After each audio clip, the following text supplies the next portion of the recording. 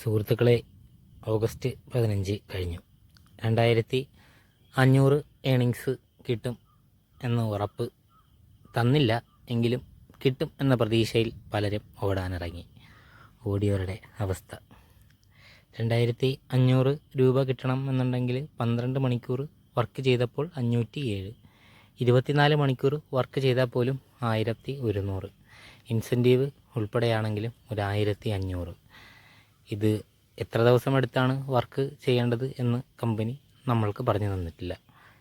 പഴയ വീഞ്ഞ് പുതിയ കുപ്പിയിൽ ഒഴിച്ചാലും വീഞ്ഞിൻ്റെ വീര്യം കിട്ടില്ല എന്ന് ഓർത്ത് അറിയാതെ പലരും വർക്കിന് ഇറങ്ങി. പക്ഷേ വേറെ കാര്യമുണ്ട്, മഴയായതുകൊണ്ടാണ് ഇത്രയും ഏണിങ്സ് കിട്ടിയത്. ഓരോ റെയിൻ സർജിനും 20-25 രൂപ വീതം കിട്ടുന്നുണ്ടായിരുന്നു.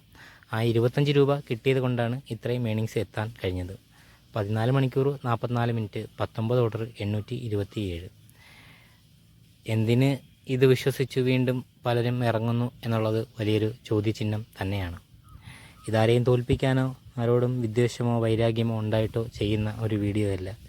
ഇതുപോലുള്ള കാര്യങ്ങൾ പലപ്പോഴും ലോകം അറിയപ്പെടാതെ പോകുന്നു. അതെല്ലാം നിങ്ങളുടെ മുന്നിലേക്ക് എത്തിക്കണം എന്നുള്ളത് മാത്രമാണ് ഈ വീഡിയോയുടെ ഉദ്ദേശ ലക്ഷ്യം.